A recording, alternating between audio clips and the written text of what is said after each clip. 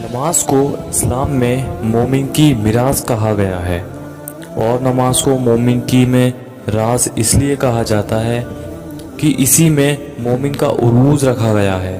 جو شخص نماز کو مضبوطی سے پکڑ لے اس کو کامیاب ہونے سے کوئی نہیں روک سکتا، اور جو شخص نماز کو چھوڑ دے تو سمجھو اس کا سوال شروع ہو چکا ہے۔ میرے بھائیوں، نماز کی پابندی کرو، اور تم دنیا اور آخرت کی کامیابی اور کامرانیاں حاصل کرنا چاہتے ہیں تو پھر نماز کو مضبوطی سے پکڑ لو۔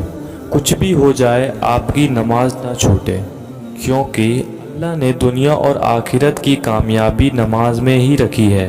نماز کے ذریعے سے اللہ کے ساتھ اپنے تعلق کو بہتر کرو۔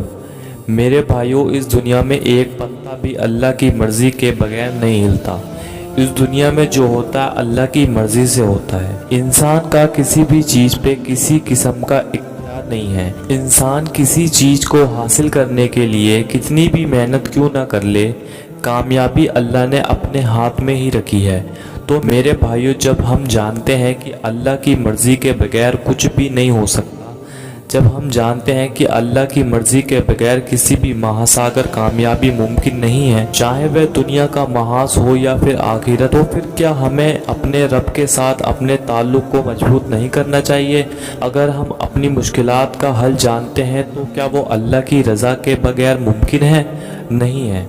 میرے بھائیوں، جب تک ہم اللہ سے اپنے تعلق نہیں بنائیں گے یوں ہی بھٹکتے رہیں گے، کامیابی کے پیچھے بھاگتے رہیں گے، لیکن کامیابی ہمارے ہاتھ نہیں آئے گی۔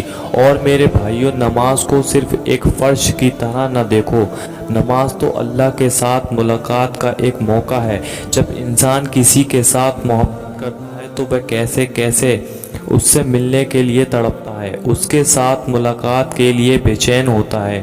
ہر پل اس کے دن میں اس انسان کی طرف کھینچ محسوس ہوتی ہے، پر جب ملاقات کا وقت آتا ہے تو اس کے دل میں کیسے ہلچل مچی ہوتی ہے۔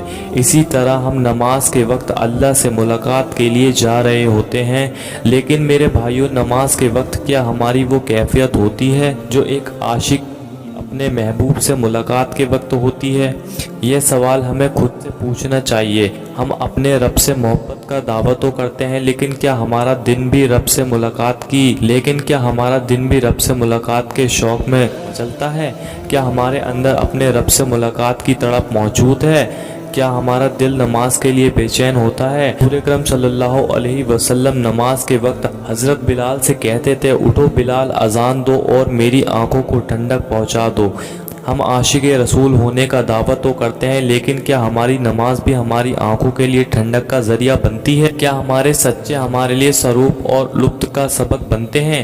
یہ سوال ہمیں خود سے پوچھنا چاہیے، اور اگر ان سوالوں کا جواب نہ میں ہو تو اس کا مطلب ہمارا اللہ اور رسول کے ساتھ تعلق کمزور ہے، اور اس تعلق کو بہتر بنانے کی ضرورت ہے۔